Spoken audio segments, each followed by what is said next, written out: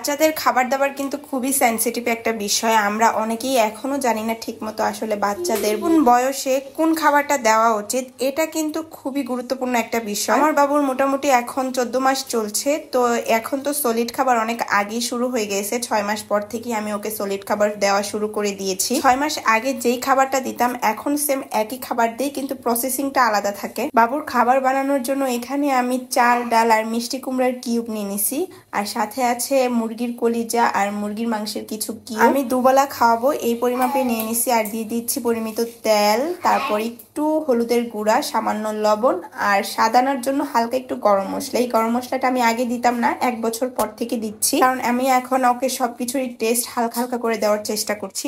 আর আগে এই খাবারটা সেম করে বানাতাম, এখন যেহেতু একটু সলিড করে দেওয়ার চেষ্টা করছি। আগে লিকুইড করে দিতাম, ব্লেন্ডারে ব্লেন্ড করে, এইটুকুই পার্থক্য। এভাবে বাচ্চাকে খাওয়াইয়া দেখবেন, অনেক পছন্দ করে। আমার বাবু এইভাবে খেতে পছন্দ করে। কুরবানির ঈদ কিন্তু দরজায় করা নাড়ছে, একবারে খুব সামনেই কুরবানির ঈদ। রিপন আজকে ওর জন্য শপিং এ গিয়েছিল। আজকে যেহেতু শুক্রবার, আজকে কিন্তু শপিং মল খোলা, 1 সপ্তাহ পরে ঈদ হওয়াতে। পাগলের সুখ মনে মনে একটা কথা আছে না, আমার জামাইও সেম। ওই কিন্তু ওর হাসি খুশি একদম প্রকাশ করে না, মাঝে মাঝে দেখে আমি অবাক হয়ে যাই। আজকে তার বাচ্চাদের মতো এই ক্যাপটা পছন্দ হয়েছে, তো আমাকে বললো কিছু ছবি তুলে দাও। এই যে আমি ছবি তুলেও দিলাম। এমনি কিন্তু কোনোদিন ভিডিও করতে দেয় না বা ছবিও তুলতে দেয় না, একদমই পছন্দ করে না। তারপর চলে গেলাম সুপার শপে। আমাদের ঘরের মেয়োনিজ সস টস একদম শেষ হয়ে গেছে। আর কুরবানির ঈদে কিন্তু সস টস বেশি লাগে, যেহেতু কুরবানির যে মাংস আছে ওইটা দিয়ে অনেক আইটেম করে খাওয়াই, কাবাব, তারপর নুডলস, আর অনেক কিছু করে খাওয়ানো হয়। এর জন্য অনেকগুলা সস কিনলাম। আর আমার ঘরে ড্যানিশ শেষ হয়ে গেছিল, তো ড্যানিশের একটা ক্যান নিয়ে নিলাম।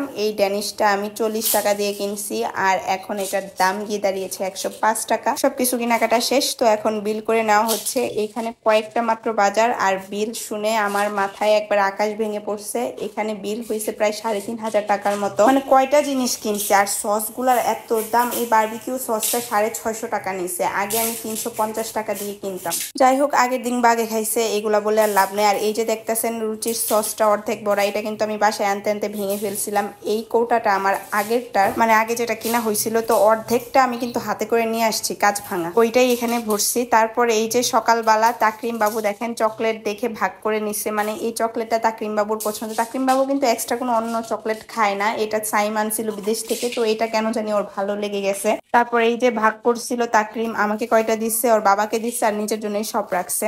আজকে আম্মুর বাসায় অনেকদিন পরে দাওয়াত খেতে গেছিলাম, তো গিয়ে দেখে অনেক আইটেম করছে। এটা গরুর মাংস, তারপর বেগুনি ভাজতেছিল। আর দাওয়াতে গেছি বলে কথা, আমার তো লেগ পিস চাই, লেগ পিস আর আমি দাওয়াতে আবার খাইতে পারি না। আপনারা কেউ আবার মাইন্ড করেন না, আপনারা যদি আমাকে দাওয়াত দেন অবশ্যই আপনাদের বাসায় লেগ পিস দিবেন, জোকসের পার্ট, আবার সিরিয়াসলি নিয়েন না কেউ।